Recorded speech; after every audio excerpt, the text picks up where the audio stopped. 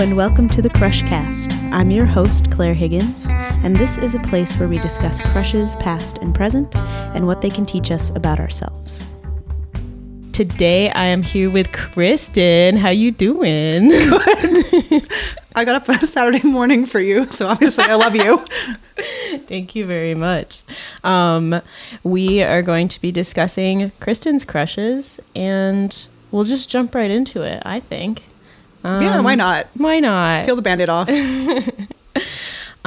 So I would love to know, who was your first crush, and how would you define first crush? Like, how'd you know it was happening? Like first crush on like anything, like like fictional or real person? Right. We'll start with the reels. Oh, fine. Okay. That came We'll later. get into the fictionals. They'll be in. Don't worry. Truly I cannot remember his name. I think it was Cody. It was like some white boy name. Woo. I think it was, I want to say first or second grade.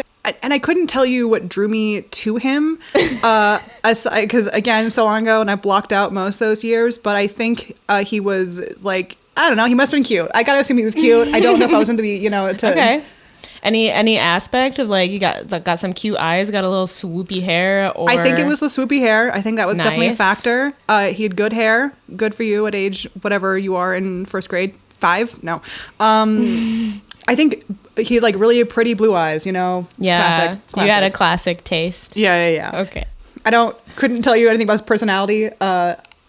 Did you exchange any speech? No, I tried to once. Can I have the scissors? Can I have the glue?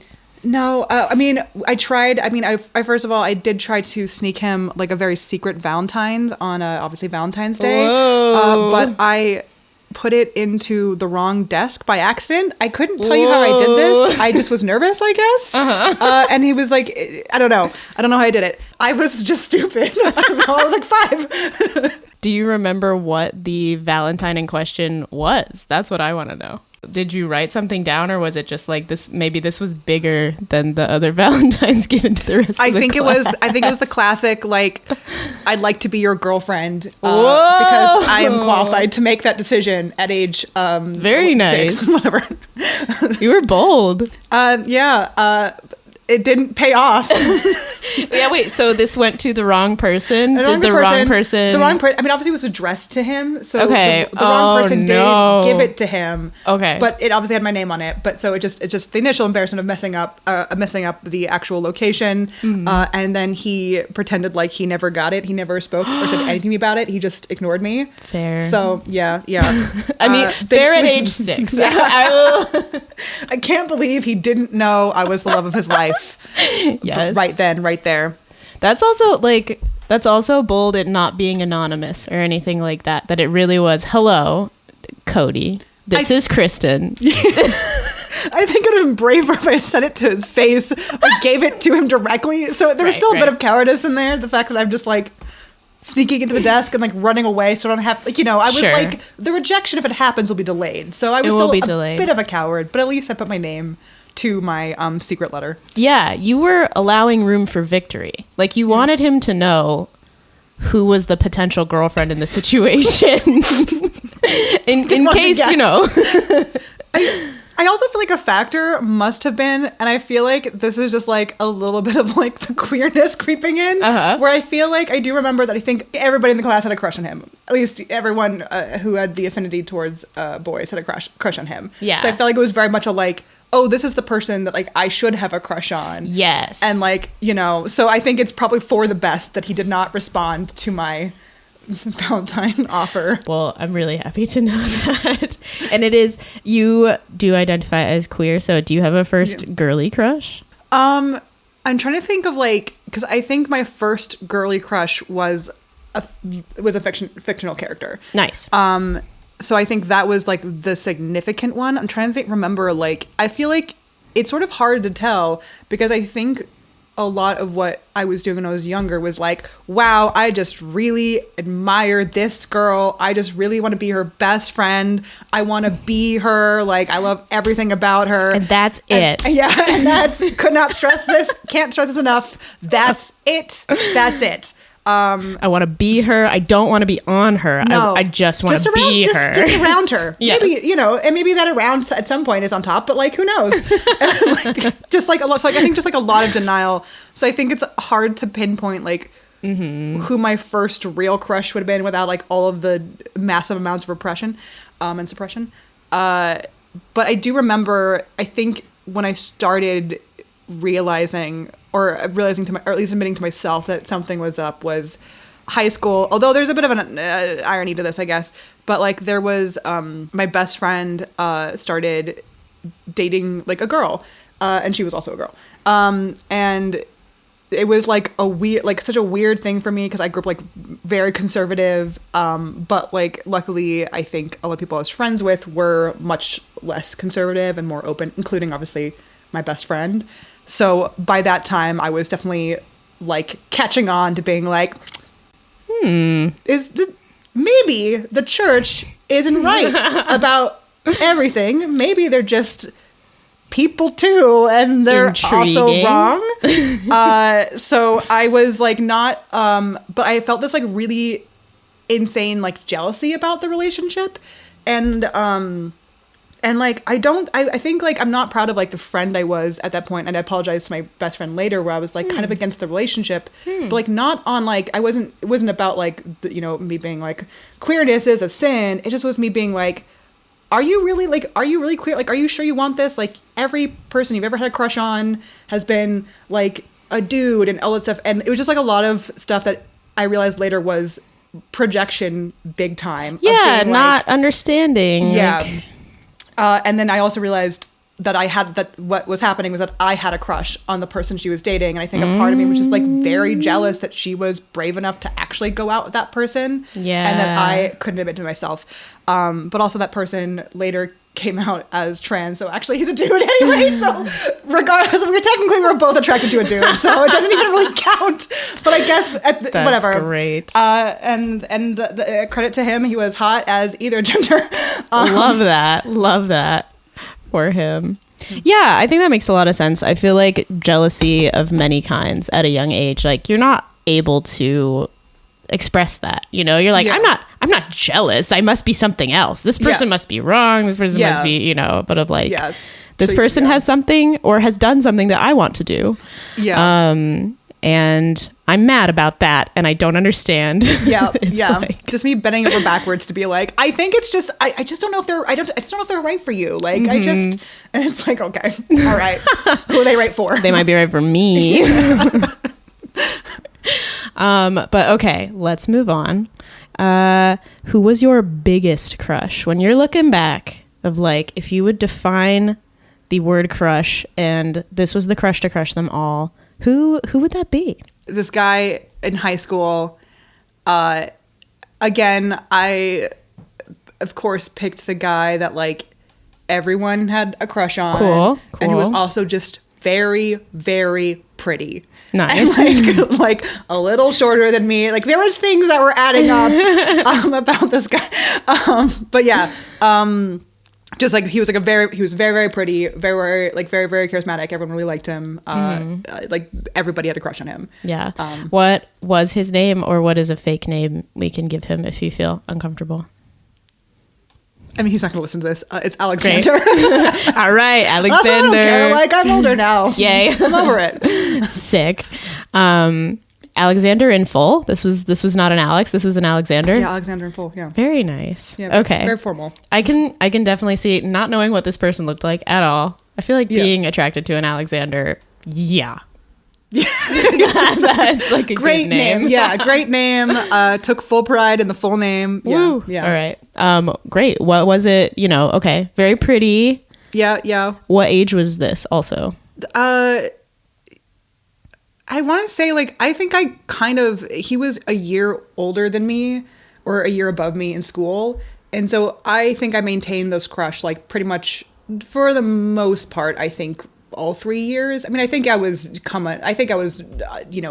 on the decline in, junior year. We both did like theater together. So it's just a lot of like, it's just a classic theater kid drama of like, everyone is for the most part just like a massive virgin. Yes. And it's but like, everyone is like hoping they get the lead and that their crush gets the other lead, so you can Kapow. be told to kiss your crush on stage, and you can be like, and then maybe I shift that into something real. Once he's been forced to kiss me in front of an audience, then he'll see I'm the one.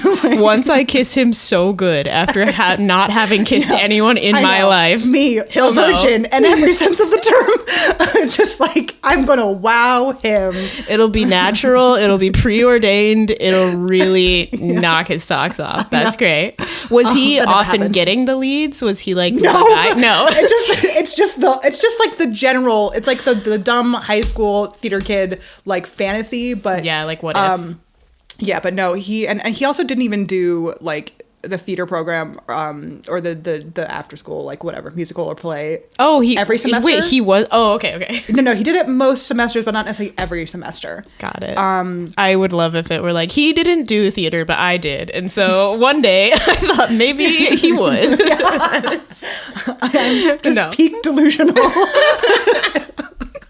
I gave him a flyer and said, "Can you sing?" Yeah. No, that's great. Okay, so he was around. How did this crush manifest itself? Was this any, journal writing, any cursive in the diary? So, Or, I didn't keep a ton of journals. I would try to, because like the thing is like I wanted to be a writer from like a young age, so I was like I should be documenting my little big feelings.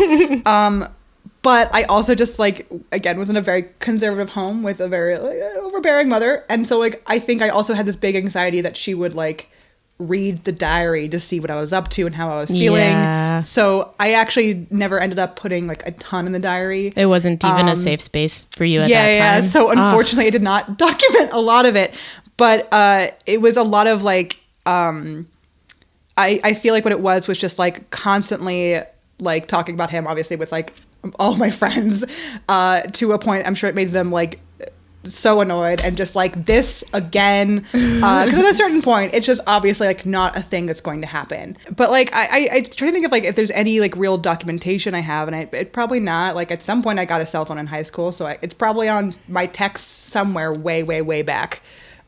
Just me mooning over him endlessly. Like, so was this? Did your friends also have a crush on him? Was it like well understood that lots of us are crushing on him, or was it like this is Kristen's crush? Okay, luckily I think in like my closest friends, he was like not really their type. Cool. But I would say it's more like amongst like the theater program, like multiple people had crushes on him. Just in general in the school, like multiple people had crushes on him.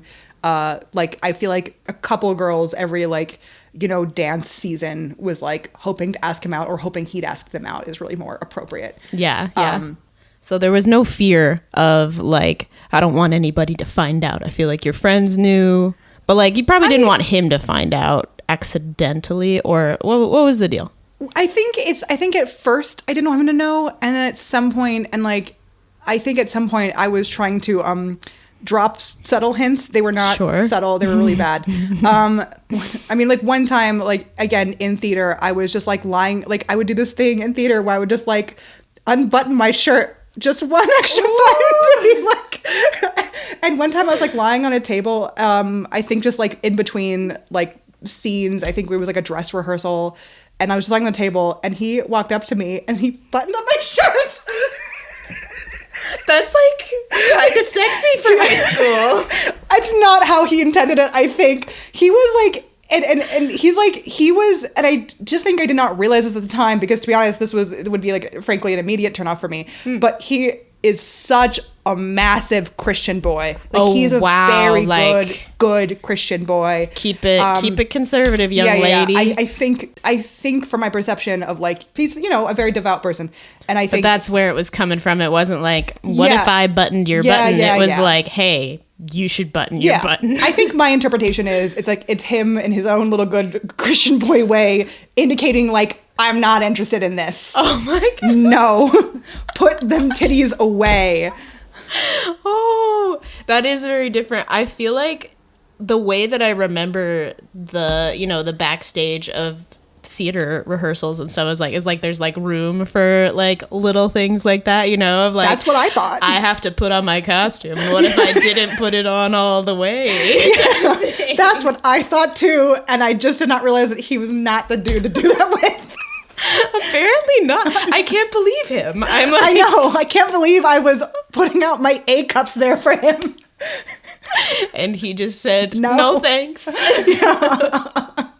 Wowie. I feel like that would have been some action for me in high school. That would have been like, whoa. I think with a different person, that probably would have worked. That bullshit. I just think it's funny that was like our seduction methods in high school was like, what if I just unbutton my shirt a little bit, or like, yes. you know, in theater drama class. What if I create a situation that could be pretended to be just like nothing, not about them at all, but also if you want it to be, yes. Okay, wonderful. Okay, and did anything come to a head with this crush, or did it fade away? I don't think it really did. I think at some point, like, you know, during like a sleepover, of course, like my friends talked me into like trying to call him and just like ask him out directly. Cute, yeah. And so I called the number that we thought was his number, and it was not an active number. So it turns out neither of us had his number. So thrilling. So I had that brief flare of bravery, and then it died. Yes. And then I think he did start dating a woman. She was not a woman. She was like another child. We're all in high school, but she was a senior. So to me at the time, she appeared a woman, because I think you know, was like 3 years younger than her, and she's like a senior when I was a freshman. Yeah. I think the thing is, like, they started going out, and they were going out like, I think for a hot second before like they broke up. I can't believe that, you know, their high school relationship was not it. What? He was devastated, but like it makes sense because she was like obviously off in college, and I'm sure realizing like, oh, you know, I should be doing college-y things with people my own age, and, you know, figuring stuff out. Yeah. But he was pretty broken up about it. But I think just at a certain point I realized like, he's obviously not into me, and like that girl I think like looked quite different than me, and just like stuff. I think at some point I just like got reality, probably after he buttoned up my shirt. At a certain point I just was like, he's not into it. If he was going to be into it, he would be by now. And at some point I think I'm pretty good about being like, nah, I'm just gonna move the fuck on. Like if they're not feeling it, even though, you know, I'm not exactly putting myself out there in the bravest of ways in high school. Like, if, you know, at some point I'm like, if he's not into it, I'm gonna get over it and move on, because like I'm not gonna keep like throwing myself, you know. Yeah. Like, you know, I will receive the signals I have as some they come. dignity, not much, but a little bit. But you know, how avoidant versus brave were you? Because I feel like sometimes it depends on the crush, but like, you know, what type of crusher were you? I would say that I was deeply avoidant. Yeah. But I would have like these brief flashes of bravery where I would try to do like something to actually indicate that there was interest. Whoa. So I think for the most part I was a massive coward. But I think again, like clearly I would have these really stupid moments of being like, I'll try to put myself out there, but also like I'm really only putting like a little bit of myself out there, or like, you know, a tit, you know, so like one boob. just, you know, so I think I'm trying to remember if like I ever like really, I feel like it's not until I was like an adult that I started more so being willing to just like go up to somebody and ask them out if I was interested. Yeah. And even then I feel like I tend to like try to wait until like I see that there's like a legitimate sign that they might be into the me. line of consent right. I'm like I want to get at least a signal that there might be a vibe, and then I'll just be like, and then I'll just go ask him out. But I don't think I became braver about it until like adulthood. I think as a kid I was mostly a coward. Yeah. Were there any crushes that you had to receive, or like confessions of love that you had to receive that were uncomfortable or like otherwise? I'm going to be honest, I was a hideous child. No. I was not. I bet you were cute. No. I mean, I feel like I was cute up until puberty hit, and puberty just hit me with a hammer, and then hit me with a bus, and then hit me with a bomb.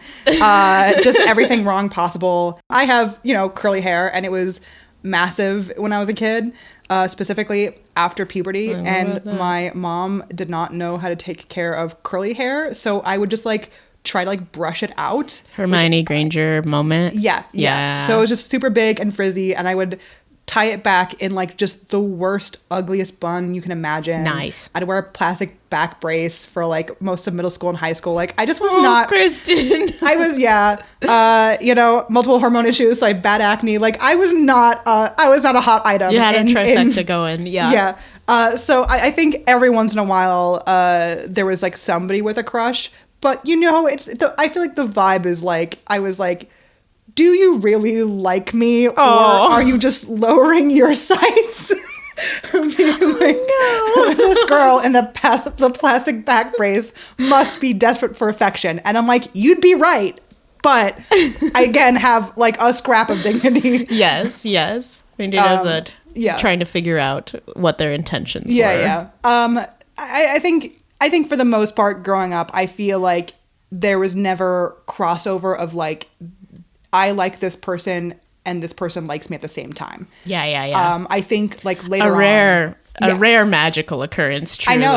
It's shocking to me when like that, like, like I feel like that happened to like a lot of my friends. I was like, how are you making that happen? Like what's the magic? Yeah, I don't think I ever got the magic of like the person I liked first also likes me. So probably some of that. No, and I think that's fair. Like, looking back as a kid, I'm like, I wish I'd just been like, you know what? Let's, if you like me, like, let's go on a little date. I don't know. Yeah. What kind of dates do you go on as kids? I guess the movie theater? Like, yeah, it's like, it's pretty harmless. Yeah. Wait, I do remember there's this one guy who had a crush on me in high school that was, the thing is that, like, I thought he was just, like, a friend. And we, I think, sat next to each other in, I think it was algebra or geometry, one of those. Great start. Trigonometry, one of those. And at some point, like, he asked me if I wanted to, like, go see a movie, and I was like, and we'd become, like, good buddies during this class. But also it's, like, the kind of friendship where you're, like, we're kind of buddies, like, in this class. Gotcha. But I was like, yeah, let's go see a movie. And he wanted to go see Prince of Persia. Have not seen. Don't. It's so bad. Okay. I also haven't seen it, though. Because when we got to the theater, that was when I learned that he clearly had a crush on me. Because, like, when we sat down on this movie, like, something he did pretty early in the movie was, like, throw up the armrest dividing us. Whoa. And then put his head, like, in my lap to, like, rest. Oh.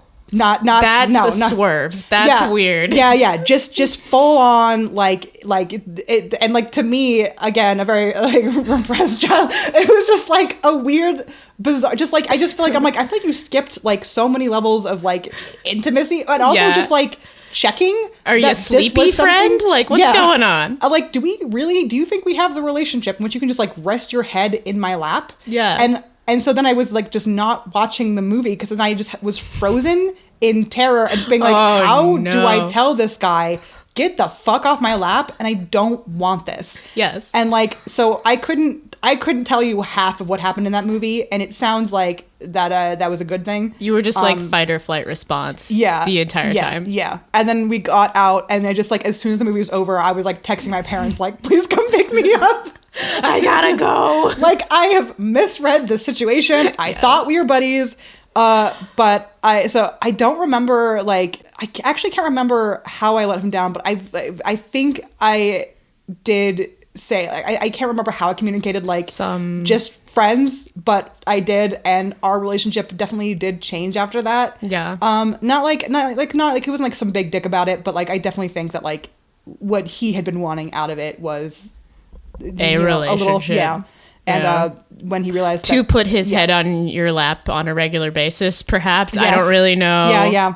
Yeah. That Mommy issue. I don't know. I know. I just, like, truly as a child, I was like, I'm not equipped yet to analyze any of this.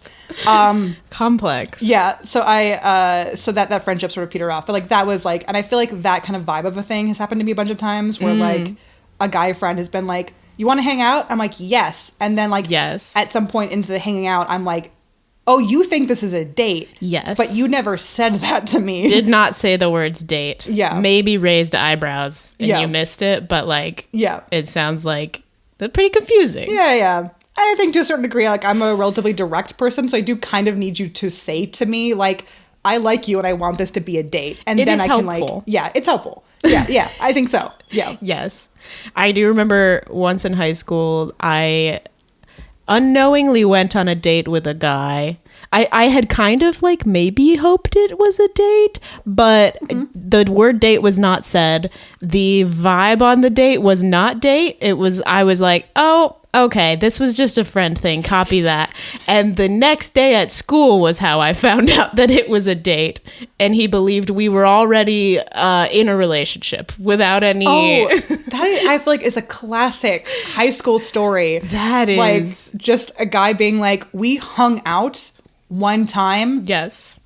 It's exclusive now, baby. And It's you're exclusive. Like, did you ask me? I was not asked. I forgot about this, but he actually requested on Facebook, like, in relationship oh my gosh. status Oh, without that's so saying a word to me. That's basically a proposal in high school. Yeah. And all without you even realizing that. Did not know. like I think that my mind at the time had been like, okay, if there's a like arm around the shoulders attempt, or if there's a kiss at the end of the date, then I'll know it's a date. But like, neither of those things happened. There was a clear moment of like, is there gonna be anything? And he was like, okay, bye. And I was like, scram. Okay, not a date. But I was wrong. I think it's so funny because I'm like, I have to imagine that it's like the awkwardness of dating as a teenager when like you don't really know what to do yet, and like you don't know how to communicate what you want. Yes. But I think it's just I feel like this happened with multiple guys to me as well, and not just in high school. And I'm just like, what do you have against just saying like, hey, I liked last night, I'd like to take you out again. I don't know, like some version, like yes. I just think it's crazy that like without confirming to you that it had been a date or that there was interest or that you were interested in a relationship, that he just like started telling he's like, I think it has started now. And it's like, oh, okay. Would you like me to be part of it? Or is the relationship between like you and the idea of me at this point? Like, certainly was. Which that itself was a turnoff, 100%. Oh yeah, it just immediately fumbled it so bad. Okay, all right, Kristen. Now it's time for the fictional realm, where I know you will excel. I was deeply repressed. Like, where do you think it was coming out? No. But I would love to know your celebrity crushes. The big ones, maybe the first ones. Okay. You know, the ones that really stick around. But who's on that list? Natalie Portman. Yo, I knew this. Because the reality is that I think my first like crush was on Natalie Portman, like Padme Amidala. Yeah, it was the Phantom Padme, Menace. right? Yeah. In the Phantom Menace. Great film, no notes. I will not answer any questions about that. Did you like the face paint, Natalie Portman, or like au naturel? All of it. All right, great. Because Padme has such a look, you know. Yeah. When she's the queen, yeah. When she's the senator, less so. She looks like herself, but still in some really great get-ups. Just like the both fashion for great. Her, fantastic. I just think like it's one of those, like, she was like real classic, like, I just really admire her. I just think she's neat. I think she's so neat. I was like, every time there was like a Lego set that came out that like she was in or what, like I wanted to get it. My brothers and I used to like, as kids do, like take all Legos and like build adventures, and we'd like build how, you know, we'd build up like a storyline basically. And every single time I always had to like play her and then also the person romancing her. Nice. And I never analyzed this until much later in life, obviously. That's amazing. I knew like you would be like, I need to be Padme in this story, but I love that you were also the lover of Padme. That's fantastic. Just the deeply queer experience of being like, I want to be this person. That's it. Also, I'm romancing them. Also, you being a writer in the future, this makes all kinds of sense of like, I need to be both parties because I need to write the love story. Yes. No one else is going to mess this shit up for me. It's my love story. It's my ideal love story. Good. But I think that was like a pretty enduring one. Even to this day, I'm like, Padme really is the dream girl. She's strong. Is. She's a protector of democracy. She's so smart, except when it comes to romantic interests. Boyfriend sucks. Yeah, that's her main flaw. It's just, I'm like, she's like this incredible woman. Yeah. And I think in a better written version of reality, Anakin would have been a slightly better, more appealing character in Attack of the Clones, but he was not. And so instead it's like this brilliant, beautiful, accomplished, like strong, woman falling in love with like a guy that's like, wouldn't fascism be fun? Yeah, I know. I do wish, obviously, I think it's more interesting if a character can be a good partner, but they turn evil, or their values are in the wrong place. Like, that would be very interesting. That's not the approach they took. She also is mostly me. But she also is mostly like standing around in rooms eventually. That is all that she gets to do. It's a tragedy. I hate, like, I know people think that Revenge of the Sith is like the best out of not the original, sorry, the prequel trilogy. Yeah. And I just like, Is that the sixth one? It's the third one? It's the third of the prequel trilogy. Yeah. And then obviously, but the sixth in terms of like coming out, or movies that came out. For sure. But I hate that movie because you're right. All she does in that movie, like this incredibly strong woman, all she's given to do in that movie is like stand around and like be pregnant and cry, like just weeping about, her terrible marriage to Anakin. I just feel like she's obviously those movies are not perfect, but I do think she's a much better written character in the first two, and like much more like active. And then they take away, like, to me, like just so much of her agency in that last movie. And I think the only real bit of agency for her is when she leaves to go follow him to like Mustafar or whatever. People were saying that there was at some point a version of the story where like she goes to Mustafar and it's very clear that her intention is to like kill Anakin because she's recognized he's gone too far. I'm like, that's so much more interesting than her just going there and and I get it. It's a tough situation. Her husband has just killed a bunch of children and is facilitating the downfall of everything she stands for. It's a tough situation. I think of all the situations in that movie, like it makes sense that she's like deeply upset and crying there, but I think it would have been interesting if like at least a detail was that she was going to try to kill him, whether or not she would have been able to bring herself to. That, anyway, that movie really just took everything away from her. It did. Sorry, my love. No. Do you think that made your crush endure a little bit more? That I feel like it would have for me, but of just like a character who you feel like you want to protect, or you want to like, you feel like they got the short end of the stick. Yeah, I mean, I think so, because I think I remained angry about our treatment in that movie for like a long time. Yeah. I'm still mad about it, actually. So yep. The rest of my life, probably. But so I think that really compelled me to like want, like at some point when I was allowed access to a computer, I read so much fan fiction. Just being like, she was robbed. But yeah, I think so. And I think she, for a long time, I think remained like the standard for me. The gold standard. Yeah, the gold standard. Amazing. Anybody else? Yeah, I would say my first, I think one of my other first big crushes was the entire cast of the first animated Teen Titans show. Oh my god. I think the first one I like realized that I crushed on was like Beast Boy, but then bit by bit I was like, they're all hot. Obviously, the two women I would not, Starfire and Raven, I would not admit to until many years later. Yeah. But I feel like Raven is the obvious choice. Yeah. But I think the bisexual problem, I was like, actually would smash everybody in like all of them. That T-shaped tower, that's hot. That's hot. If you think about it. What does a T look like? Think about it. That's interesting to me, though. Okay, so I mean, and going through the cast, we've got Beast Boy, Cyborg, Robin, Raven, Starfire. Yeah, that's main. Yeah. It is interesting to me that Beast Boy was where you started.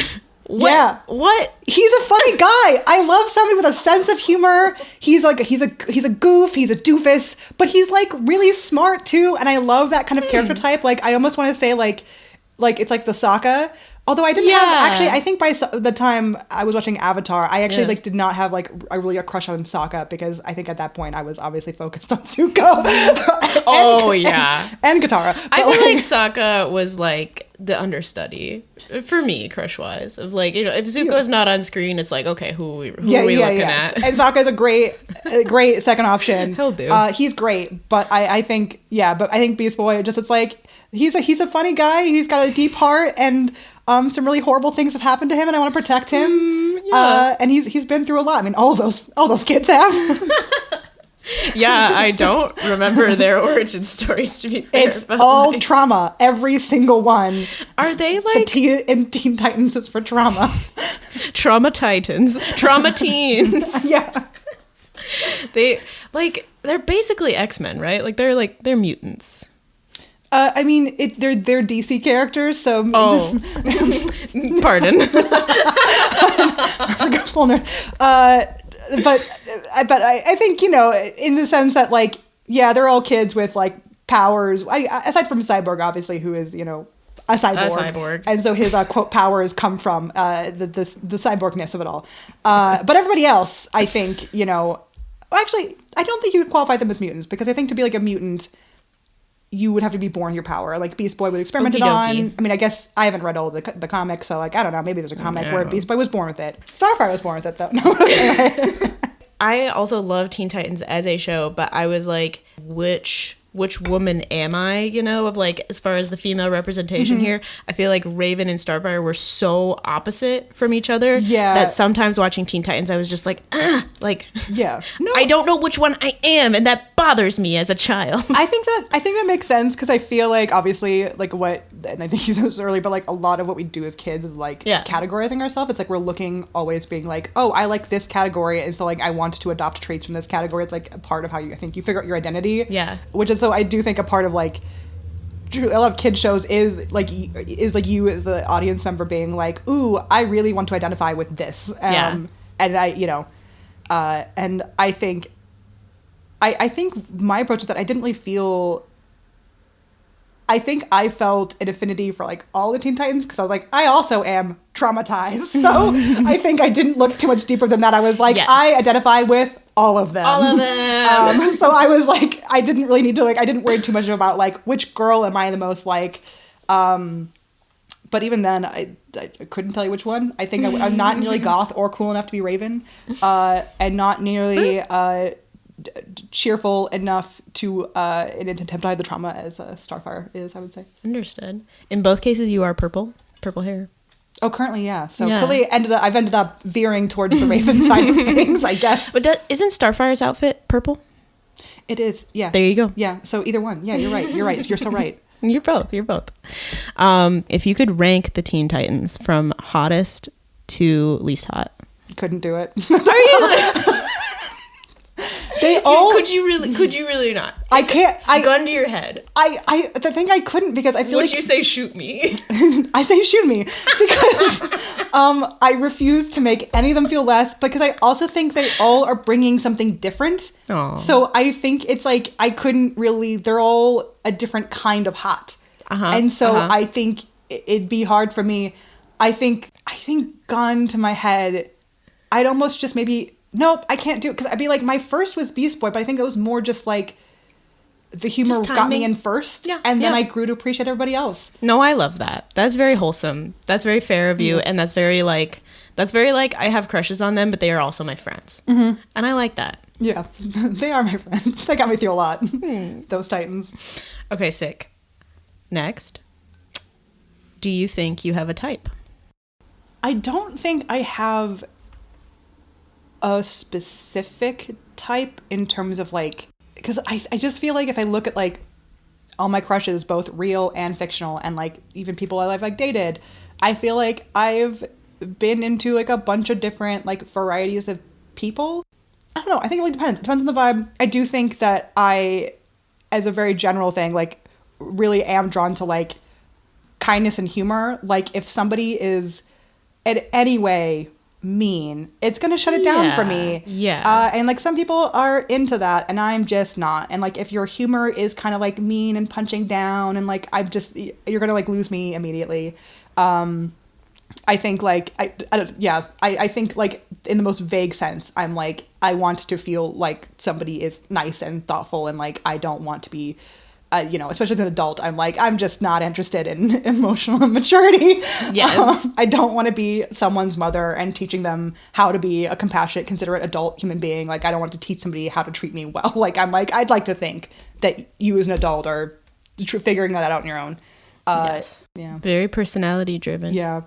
In terms of like looks, I just think like I've been into like just every shape, style under the sun at some point. So like it's every just shape. I think it's entirely about like the personality. So 2 related questions. Any celebrities who you are not attracted to per se, but have a little admiration crush or a friend crush? And any popular celebrity crushes where you like, you absolutely not for me? I can answer that second one. Timothy Chalamet. Not your guy? He's given peaches and cream. Like, that's He's a little lad. That's a joke I'm repeating. I did not come up with that. Like, I think probably the internet and or my roommate came up with that. So, but like, he's given Victorian Child, and like that is working for some people, and he's a great actor, and I respect him. But would not smash. I can tell that he's trying to fight hard against it. I don't think it's working, but I mean, he's got a really devoted fan base of people who absolutely would smash. So I think he's doing fine. He has plenty of options should he ever choose to exercise those options. Yes, I just hope he's one of them, and I don't think he's gonna be heartbroken about that. I think he'll be okay. Yeah, I think he'll get over it. It'll take some time, some therapy, but it'll be okay. Yeah. His feelings might be a little hurt. Yeah. He will listen to this, so yeah, of course. we need to be, we need to think about that. Yeah. That's great. Did you see Call Me by Your Name? That's just I just want to know. Yeah. Okay, cool. I'm gay. Yeah. I think he looks. I think he looks pretty good in that. Yeah. I would say, The Dunes is the closest I've come to being like. Yes. I kind of get it, even as you're, going full bad dude. But like, I would say like even when you're yelling at people in a funny voice. Yeah. But I feel like that's the closest. And I'm like, is it just the score that's doing it for me? Is it the hairstyling? The hairstyling in that movie is great for him, I think. All that sand is really, but like, I think the hairstyling of an actor is so crucial. Yeah. Interesting. Yeah. Do you think of, do examples come to mind when you think about that? I don't think about that. Adam Driver. Oh. His Kylo Ren hair. Gorgeous. Just hot. So curly, so luxurious. Intriguing. Somehow no helmet hair to be found. Yeah. I want to know what's being put in his hair for that movie. Oh. But I feel like he's a person that I'm like, the level at which I find you attractive is entirely dependent on the way your hair is being styled. That makes all kinds of sense. Sometimes when his hair is like back or down, or like there's just not much going on with the hair, then you're like, ooh. Yeah. It's like, stark. You're just some guy. I can be tricked by just a luxurious mane of hair. Like I can be tricked frequently. Hair is everything, as Fleabag once told us. Mm-hmm. Although I will say, like, Adam Driver stan 100%. Like, yeah, I am sorry for saying anything bad about Adam Driver. I'm sorry. No, because he's hot. No, I think he is. I think he is hot. I mean, yeah, I think he is. Great actor, great choices. Yep. Yeah. Some people don't understand, and that's fine. But it is objectively true. Yeah. Okay, lovely.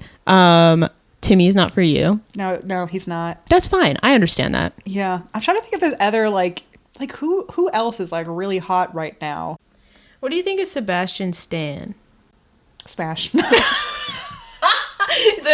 You cannot. It depends on the movie, I think, but like, am I gonna smash him in The Apprentice? No, I'd kill him. No, I mean, I'd smash him with a hammer, but like, Yeah. Don't get me FBI. No. Don't get me Just kidding. FBI. Listen, you're in good company. You cannot see in podcast form, but the way that you pondered very carefully before saying smash was admirable. You wanted to give me a real answer, and I like that. I like that. I want it to come from the heart. That's why I asked about him, because I feel like it's worth thinking about. It's not an immediate answer. Yeah. I think it's worth thinking about. Yeah. Oh, challengers.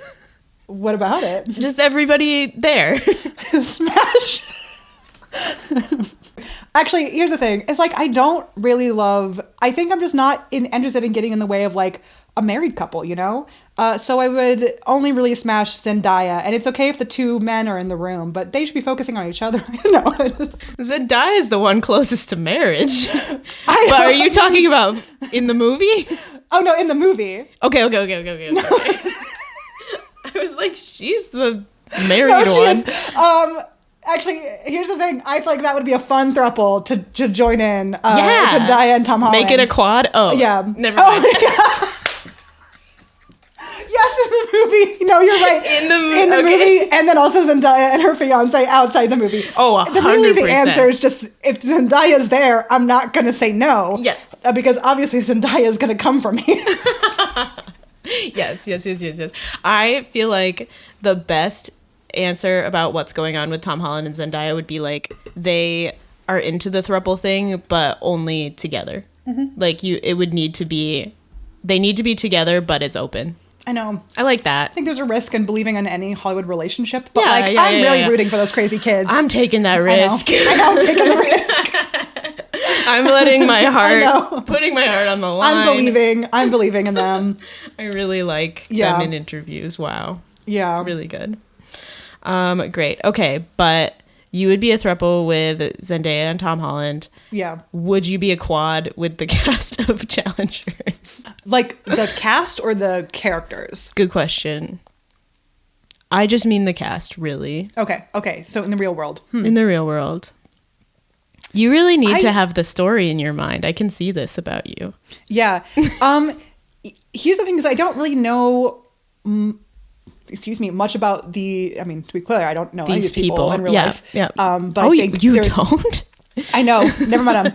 But I think obviously there's a greater public perception of Zendaya, I would say. But I think they're all smashes. So I think yes. I think in a world in which Zendaya is not... I can tell you're overwhelmed by that many that's a lot of people. And I'm trying to be like, because I do think individually each is smash. And I'm like, do I feel like, I just don't know enough about them to know if it'd be a good foursome. But, I see. But at least individually, I'm like, Yeah. I mean, Zendaya is for sure, like 1,000% easy. Yeah. Mike, I'm going to say the last name wrong. Feist? I know. I have been saying Feist for a while, but I don't know which one. I've actually heard both in interviews, so I don't know which one is right. Anyway, he's attractive. The guy, oh my God, I'm blanking on the other actor's name. I'm so sorry. It's Patrick? No, isn't Patrick the name in the movie? It's probably the character. Why do I say like a Josh? It's not a Josh. It is Josh O'Connor. That's it. Yeah. Yes. Yeah. There we go. Okay. Very nice. I got to Josh. We did it. Yeah. Anyway, he's hot too. Yeah. That's the verdict. Great. So glad. Amazingly well casted movie. It's great. Oh, it's so good. Okay. Any celebrities who you have a little admiration crush or a little friend crush on? Any like middle ground of like, don't want to smash, but like, oh, I love you. Yeah, Jacob Anderson. Who is that? His most important role, and one of the most important characters of my whole life, is he plays Louis de Pontelac on Interview with the Vampire for AMC. Oh, nice. Just an incredible actor. Watch it. He's so How good. do you watch it? On AMC Plus, or because I have bought both seasons on Blu-ray disc. You can also come over to my house, and I also have paid for these both seasons also on Apple TV. Because I was like, I need to own it, and then they keep coming out with DVDs. I'm like, okay, thank God. It's just like, anyway. Nice. So I own, So I would come watch that at your house. Yeah, you should. It's a great television show. Should get many more nominations, especially for Jacob Anderson's role. But the thing that he's probably... Is he the main guy? He plays Louis. Yeah. Well, I mean, Lestat is, I think, the more famous character slightly but Louis is, to me, the it girl. Yeah. To each their own. I love Lestat as well, but Louis is the it girl. But like, I think his vibe, he just has a good vibe, and I'm like, and obviously big fan of his work, so I'm like, I like to be your friend. You wish him every interest success. in fucking you. Again, I'm just not really a person who's into home wrecking, so Yep, not yep, my yep, vibe. yep, yep. So really, it's just like I'd like to be your friend. Yes. Yeah. So finally, how do you think your crushes have evolved over time into adulthood? I think I crush so much less than I did when I was like Yeah. a kid. And I think part of that is it's just about like proximity. Like obviously It when really is. Yeah. Like high school, you're just, you're around a lot of the same people. Obviously some people like, age out or they're above you or whatever. But like, I think you're around some of the same people for so long. And you don't have a choice in the matter. You have to be around a bunch of people and you will probably be bored during that time. And so it's like, it's likely that you will spend enough time with at least like somebody there, or just like, I think it's about just like even like repetition of like a certain person, like showing up and being around you day after day after day, that I think is easier for you to like develop multiple crushes and then sustain them, because it's like, you're going to get over a crush not as quickly if like you're saying the product of the crush like over and over and over again. Whereas in real life, it's like the only people I see every single day is like, the people I work with. Yeah. And I've, no offense to those lovely people, but none of you are on my list. So it's not conducive, really. So I feel like, I feel like my crushes, like when they happen, are like a lot subtler. Like I feel like they don't tend to show up as passionately anymore, depending on the situation. Yeah. I think I've almost become a much more like slow grower in like affection in that sense. What do you think it could be now, or it could be in the past? Like, what do you think crushes give to you or like do for you? I feel like we think of crushes as being like painful or embarrassing sometimes, but I feel like there's also good there. Yeah, I mean, I think as obviously a kid, I felt my overall experience with crushes that they were painful, because obviously they were never working out for me, and people I really liked never liked me back. So I think, it was a lot of like, and especially as a child where you're like, you really don't want to be rejected. Not that you ever really do, but I think you're better equipped for it when you've grown up a bit. Right. It's hard as a kid because everything feels like so big, and like rejection of like you and like, and whatever is valuable about you.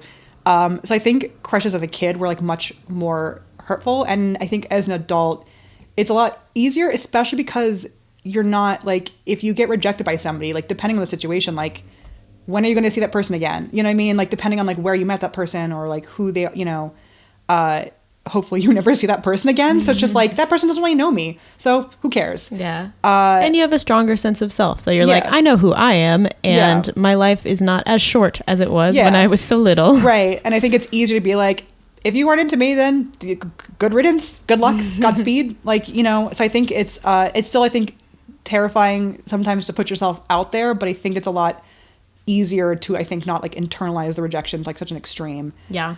Well, thank you so much, Kristen, for joining me. Happy to be here. I will see you again very soon, I'm sure.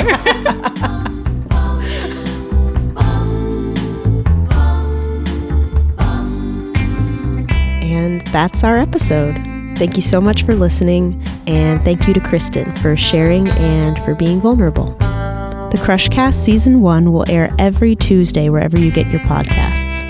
Please subscribe if you'd like to keep up with us so we can keep growing and you can keep on listening. Thank you for lending your ears, and we'll see you next time.